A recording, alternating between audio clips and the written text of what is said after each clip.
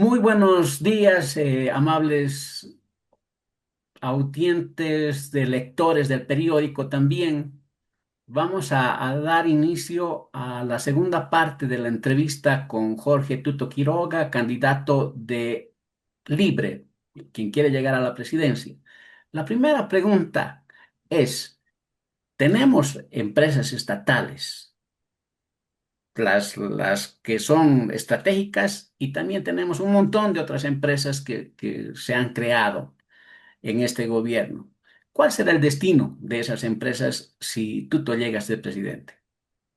Gracias, Higinio. Las que están en sectores que corresponden a que se abran a la inversión privada se van a cerrar, concesionar, privatizar o ser materia o objeto de alianzas público-privadas. No tiene por qué el Estado debe hacer educación y salud y no dedicarse a hacer miel, papel, cartón, quipus.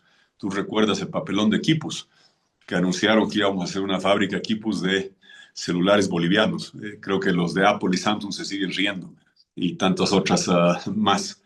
Entonces, todo eso va a ser cerrado, concesionado, privatizado. Los sectores estratégicos, que ojo, el MAS no inventó yacimientos. Yacimientos hizo el contrato de gas con Argentina y con Brasil, trajo la inversión que permitió certificar reservas de gas. Yo trabajaba en esos tiempos allí.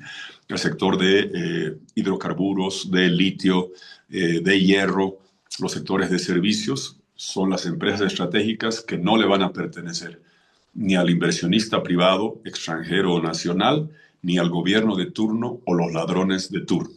Van a ser propiedad del pueblo boliviano de verdad, con nombre y apellido. Van a ingresar a un fondo de inversiones. Ese fondo de inversiones va a emitir títulos de propiedad popular individual. Higinio, a tu nombre. Tienes más de 18 años, a tu nombre, con registro ocular. Vale $1.500, es embargable, es heredable, inicialmente intransferible para que no se haga ventas masivas y se desplome el precio, que se vaya administrando eso en el tiempo, y eres agente económico activo, sujeto tributario y materia de crédito desde el principio. Entonces, la gente que venga a hacer zonas francas de litio, que venga a explorar gas, que venga a desarrollar los recursos naturales, que venga a darnos los satélites suborbitales, se va a asociar no con el Estado, no con el gobierno, con el pueblo boliviano, con nombre y apellido de forma individual, donde tengas ese patrimonio que te genera dividendos, que te vuelve sujeto de crédito, que crece en el tiempo. Es una revolución propietaria y liberal como nunca antes se ha visto en América Latina, y la vamos a hacer realidad para pasar de este concepto marxistoide, comunistoide de Bolivia, país de proletarios, a pasar a un concepto liberal de Bolivia, país de propietarios individuales con nombre y apellido. ¿Para eso se va a crear alguna entidad nueva, un ministerio que haga esas inscripciones o va a ser automático? ¿Cuál va a ser el mecanismo? Va a ser un fondo de inversiones manejado, obviamente, donde cada uno tenga el derecho de manejar, de decidir. Y mira, este no es algo totalmente novedoso. Así funcionan en alguna medida las cooperativas de servicio, las cooperativas de minero, donde eres miembro, eres socio. Así funciona en otras partes los fondos mutuos de inversiones.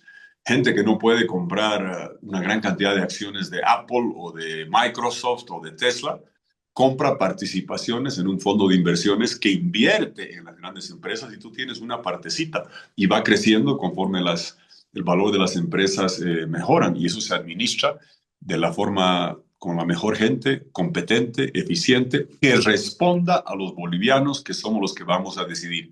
No va a ser el amigo del presidente o el ministro de turno que maneje yacimientos o los parientes que manejen las empresas de litio. Va a ser la mejor gerencia cualificada que maneje y que responda por el buen uso de esos recursos, de que generan dividendos, y tú tendrás el derecho como dueño individual y propietario de lo que tiene Bolivia a decidir sobre el destino de estos recursos y el manejo de estos emprendimientos. Entonces, yo estoy entendiendo que si quiero comprar acciones o participar en Entel, me inscribo. Si quiero en yacimientos o en todas las que quiera o Vas a ser ciudadano boliviano, vas a ser dueño, vas a recibir un título de propiedad popular. La contabilidad no está bien hecha. Nuestro estimado es que será $1.400, $1.500 inicialmente, que va a crecer en el tiempo. Eso es tuyo, es tu patrimonio, eres sujeto de crédito.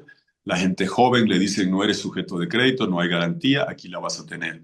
Yo he visto en India, que es un país con mucha más pobreza que nosotros, que tienen 850 millones de ciudadanos registrados con el registro orbital.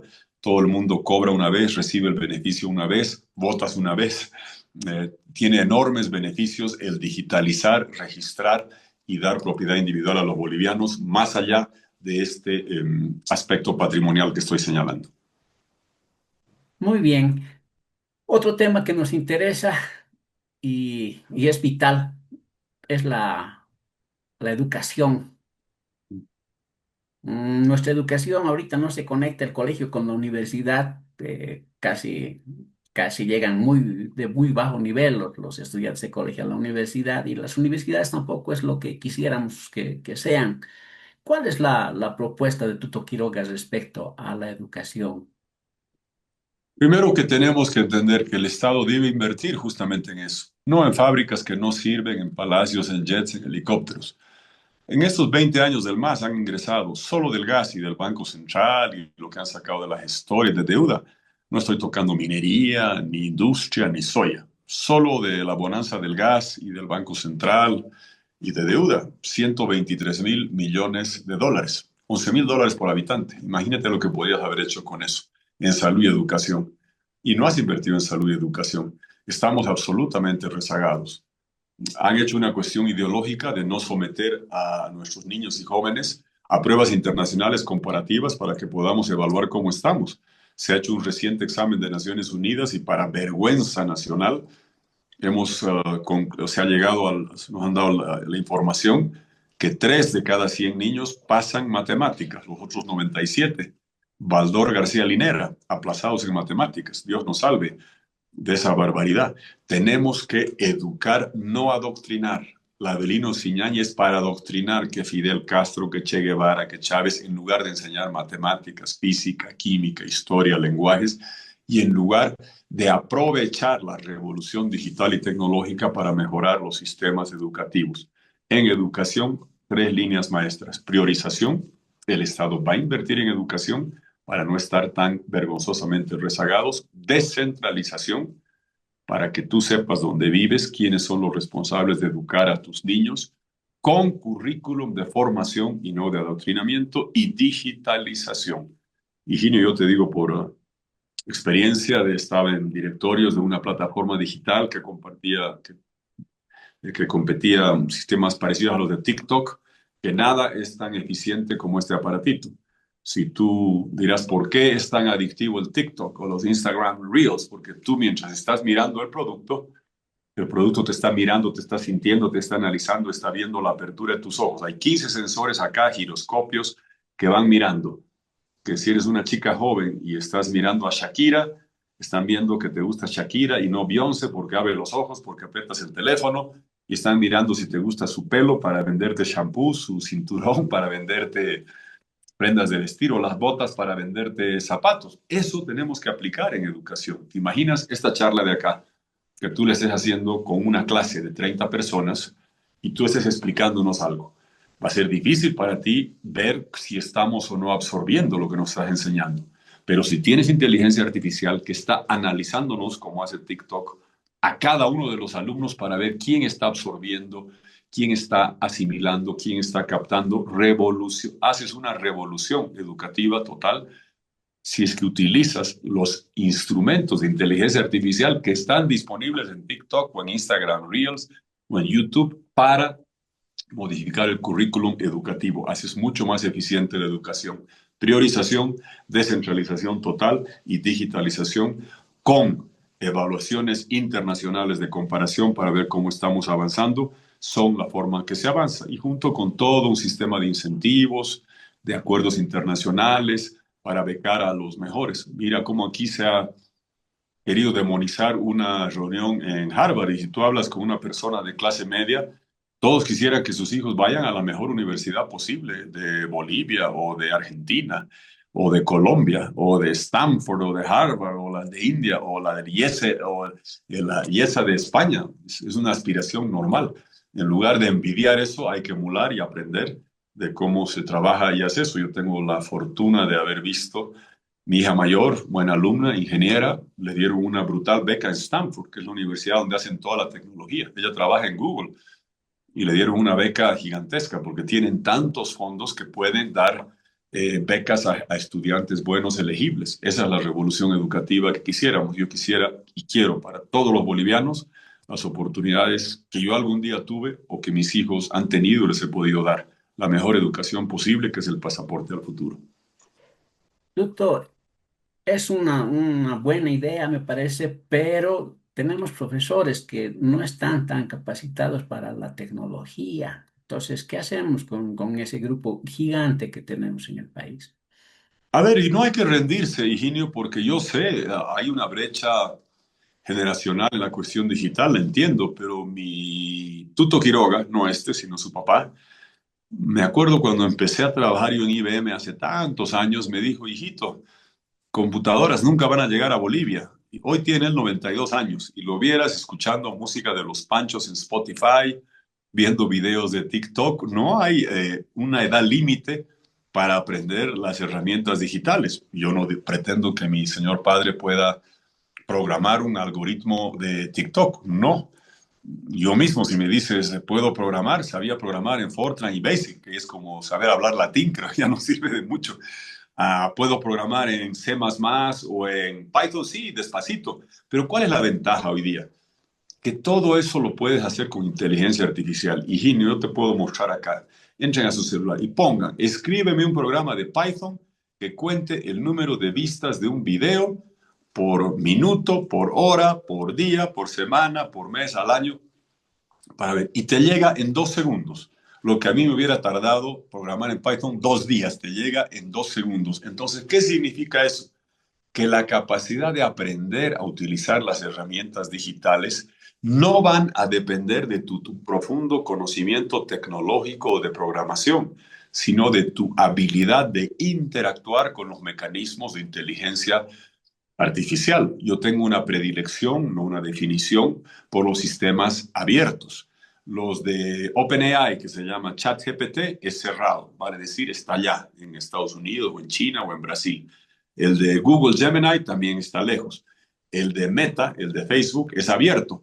Y tengo, ¿qué quiere decir eso? Que tú puedes adecuar el código fuente, los programas de inteligencia artificial, traerlos, ponerlos en servidores en Bolivia y adecuarlos porque son abiertos a los sistemas educativos de salud, de educación, de justicia.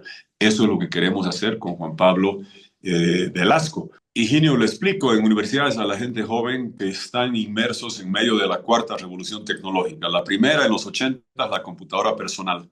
Podías trabajar desde tu casa. En los 90 el Internet, podías acceder a toda la información en todo el mundo. 2007 los teléfonos inteligentes, iPhone, Samsung, el que sea tu predilección de Android o de Apple. Y el 30 de noviembre de 2022 yo siempre les explico a la gente joven, mm, y les digo, ¿no? Para provocar discusión. Yo sé lo que estaban haciendo el día que cambió el mundo y empezó la cuarta fase de la revolución tecnológica, inteligencia artificial. Ah, ¿Se acuerdan qué estaban haciendo? Me miran. Yo les digo, 30 de noviembre del 2022, ¿qué estaban haciendo? La gente se pone a pensar y les digo, bueno, Argentina-Polonia, ¿te acuerdas? Mundial de Qatar. Estaban jugando Messi y Lewandowski. De aquí a 100 años no sé cuánta gente se acordará de Messi, pero todo el mundo va a recordar que ese es el día que irrumpió ChatGPT y que cambió los mecanismos de inteligencia artificial. ¿Y qué significa eso? Que vas a necesitar desarrollar talentos y habilidades no de lo que yo quizás algún día aprendí a hacer, a instalar sistemas de IBM, a programar, sino saber cómo lingüísticamente interactuar con los modelos de inteligencia artificial para exprimir la mejor cantidad de información que se pueda. Te doy un ejemplo. Yo hice el Amicus Curiae para la Corte Interamericana, defendiendo o explicando que la reelección indefinida no era un derecho humano. 80 páginas escribimos. Me dijeron en la corte tiene usted 5 minutos, 720 palabras. Destilar 80 páginas en 720 palabras fue 3 noches sin dormir.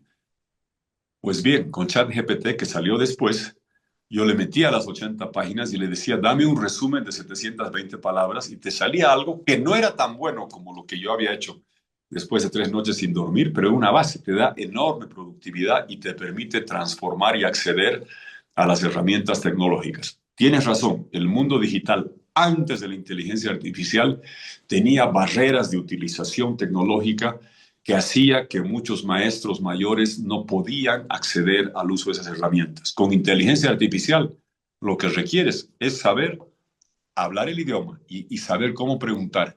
Yo te diría que una persona preguntona, como mi hermana, es mejor en inteligencia artificial que yo. Hay que saber cómo interactuar, preguntar y lingüísticamente exprimir la información de inteligencia artificial. Creo que esa preocupación que señalas, que es legítima y es cierta, va a verse, se va a poder sobrepasar con la utilización de herramientas de inteligencia artificial.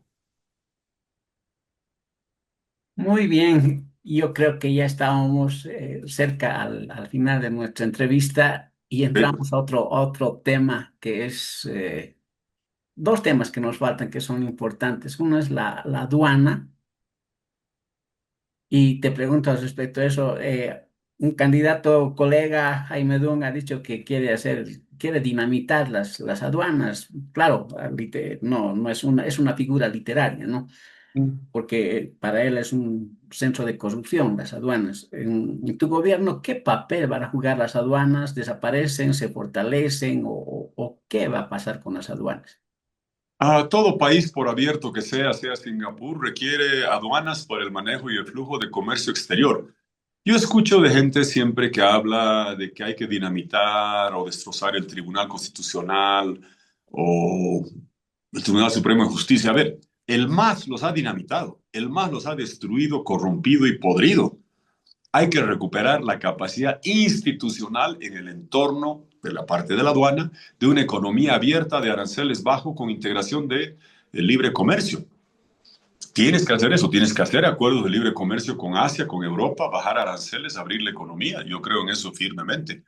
Pero aquellos que dicen que como hay contrabando, cerremos la aduana, entonces como yacimientos hay corrupción, cerremos yacimientos. No, tienes que tenerla y darle base institucional. El Banco Central se acabó los dólares, ¿lo vamos a cerrar? No, tenemos que hacer un acuerdo de salvataje con el Banco Central. Creo que confundimos que el MAS ha dejado podrido todo, el Banco Central, la Contraloría, el Congreso, la justicia. Entonces, tengamos un país sin justicia o sin Congreso. Eso es dictadura, ¿no? Tienes que tener un país con órganos independientes, institucionales, y esos principios aplican a la parte comercial. Yo creo firmemente en tener una economía abierta con acuerdos de libre comercio y que te permita bajar los aranceles, porque esa es la primera reforma. Y quisiera recordarte que en su momento nosotros hicimos una reforma profunda de la aduana que fue ejemplo regional. Amparo Vallivian estaba a la cabeza, economista reconocida, profesional competente, con un directorio independiente que ingresabas a la aduana por mérito y por competencia. Lo mismo era el Banco Central con Juan Antonio Morales, lo mismo era el Servicio de Impuestos con Eduardo Segada. Fuimos ejemplo de cómo instituciones que eran corruptas, darle una base institucional.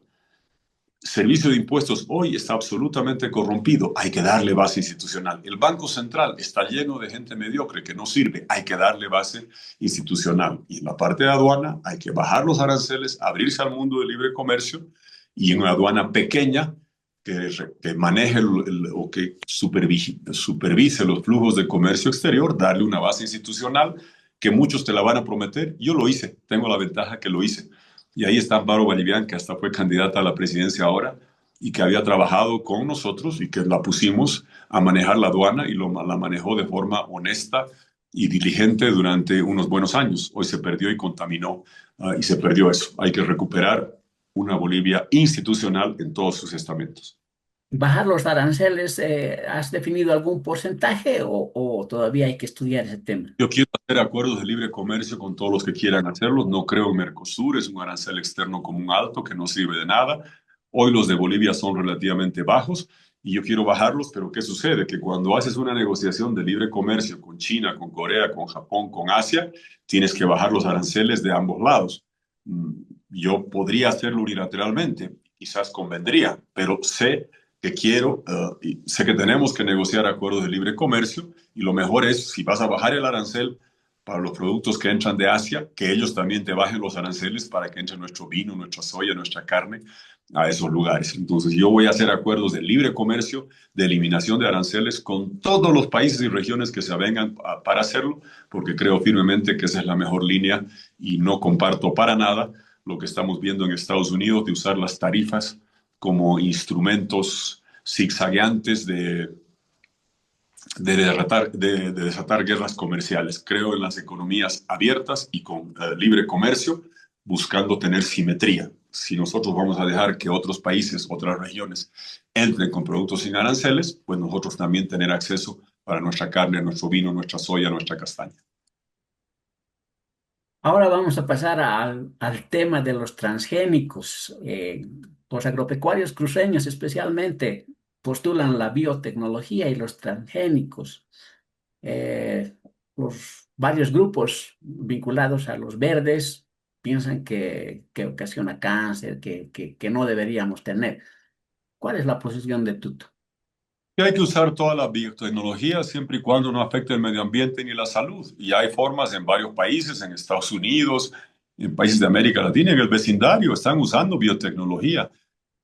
No podemos ser el jardín de movimientos europeos verdes que son proteccionistas. Ojo, hay mucha gente de Europa que viene con restricciones que lo que quieren es proteger un sector agrícola que evita que puedas hacer acuerdos con Mercosur. A mí no me engañan. Miren, Mercosur viene negociando con Europa 25 años y todo el tiempo se ponen esos temas sobre la mesa, que son excusas, que lo que buscan es proteger la agricultura francesa y polaca. Hablemos claro, a mí no me van a venir con cuentos. Y por eso sé que Mercosur nunca va a firmar acuerdo de libre comercio con Europa. Por eso hay que seguir la línea de Chile, de Perú, de hacer acuerdos de libre comercio con Asia, con Europa, con Estados Unidos. Yo voy a trabajar para hacerlo, pero obviamente hay que tener cuidado de nada que afecte el medio ambiente ni la salud. Pero países vecinos están usando biotecnología exitosamente y si queremos competir con esos países y acceder a mercados, tenemos que tener la ayuda tecnológica. Sería como el prohibir el uso de tractores y hacer todo a mano y a pie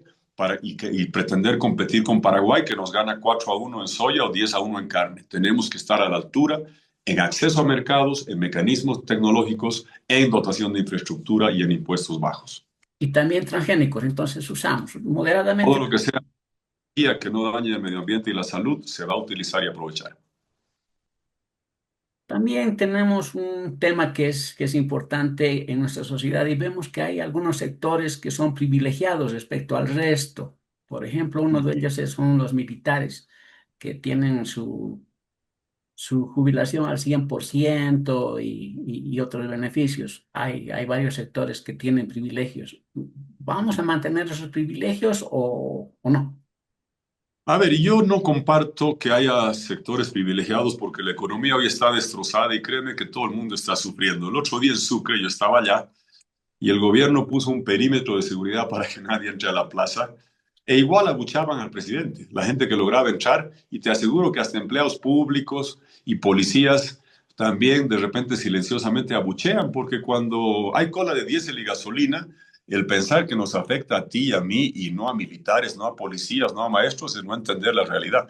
Y te lo digo por haber visto cómo en Venezuela los militares que están bajo Maduro en los cuarteles ganó la oposición porque no hay que pensar que los militares, policías, porque usen uniforme y sirvan al país, están exentos de que sus familias vayan al mercado y no pueden comprar todo lo que compraban. Todos estamos sufriendo eso.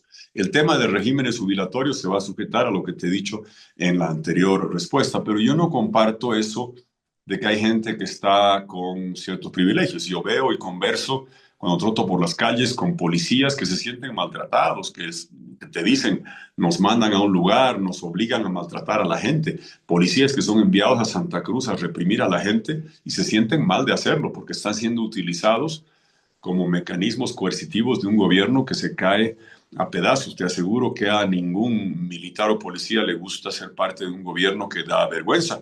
Y si yo más bien algo puedo destacar, Higinio, es que a diferencia de Venezuela, los militares, cuando Evo Morales quiso hacer fraude, no se prestaron a convalidar su fraude o a salir a reprimir las protestas de las pititas. porque sabían que ese no era su papel, convalidar un fraude, y más bien tuvieron un comportamiento donde muchos fueron sancionados injustamente, donde estaban apegados a la defensa de la democracia. Y en el país yo creo que el privilegio más grande hoy no es a policías, no es a militares, es a los masistas. Viven en un mundo privilegiado, se han robado todos 20 años, se han hecho ricos, nos han robado absolutamente todo. Ellos son los privilegiados que van a tener que responder ante la justicia y devolver la plata por todo su latrocinio. Esos han sido la rosca privilegiada que hablaban de pobreza, han entrado y se han hecho ricos y se han llenado los bolsillos y van a tener que todos ellos responder ante la justicia boliviana y devolver lo robado. Muchas gracias, Tuto, muy amable por participar en este programa y tus palabras finales si es que quieres complementar algo a lo que ya se ha indicado. Bueno, muchas gracias, Higinio, por esta oportunidad. Yo entiendo, sufro y comparto el dolor de las familias bolivianas. Todos estamos en colas por diésel y gasolina. Quizás yo no tengo hijos pequeños en casa, tengo más flexibilidad y puedo ir a las 10 de la noche cuando hay menos cola y tardo menos en cargar diésel y gasolina, pero todos sufrimos cuando vamos al mercado, todos sabemos que no hay dólares disponibles. Yo evidentemente no fui tan ingenuo de dejar dólares en el banco, pero sé cómo está sufriendo la gente y comparto ese dolor, esa angustia. Esto va a pasar, vamos a salvar Bolivia, vamos a estabilizar la economía, vamos a proyectar un futuro luminoso, vamos a hacer un cambio radical total y vamos a tener la Bolivia que merecen nuestros hijos. Yo sufro en particular cuando veo gente joven, Higinio, que ha perdido la esperanza y que me dice, si esto no cambia, nos vamos a ir. He visto dolorosamente eso en otros países, en Venezuela, en Cuba, donde la gente joven se ha ido y ha cambiado toda su vida por un pasaje de ida sin retorno. Yo no quiero eso para los jóvenes. Aquí vamos a crear 750.000 empleos en 5 años, con inversión extranjera, con inversión privada, desde el sector privado sostenible. Los que quieran hacer servicio público tendrán la oportunidad de hacerlo, como se está comprometiendo Juan Pablo Velasco, y vamos a tener el país digital, tecnológico, abierto, con propiedad, con revolución propietaria y liberal que merece toda Bolivia y en particular nuestra gente joven para que aquí tengan el futuro que merecen y no se tengan que ir a buscarlo a otro lado. Eso llega el 17 de agosto, mientras tanto habrá todavía sufrimiento y angustia, que lo conozco, que lo entiendo, que lo siento, que me duele, pero cambiará Bolivia el 17 de agosto con la fuerza de tu voto y estoy seguro que vamos a cambiar de rumbo y Bolivia va a en agosto de este año celebrar dos hitos. Terminamos 2 siglos de vida independiente y empieza el tercero. Eso es cronológico. Terminan 2 décadas aciagas y nefastas del MAS y empieza un futuro luminoso lleno de esperanza con el voto de la gente. Así va a ser. Que Dios bendiga a Bolivia. Salvemos a la patria. Muchas gracias, muy amable y esperamos tener un próximo contacto. Gracias. Gracias. Gracias. Ahora debemos realizar una síntesis de la segunda parte de la entrevista del candidato Tuto Quiroga de Libre. Con referencia a las empresas estatales, Tuto tiene previsto vender o concesionar las empresas estatales que se crearon en el gobierno del MAS y las empresas estratégicas como YPFB serán introducidas en un fondo de inversiones que emitirá títulos de propiedad individual en favor de cada boliviano para que pueda usar ese documento incluso para acceder créditos. Otro tema importante que se desarrolló en la entrevista es la educación. Tuto quiere enterrar el sistema de Avelino Ciñani por ser transmisor de ideología política. En su lugar, propone una educación donde la inteligencia artificial será vital. Con relación a la aduana, Tuto propone su institucionalización para sacarla de la corrupción.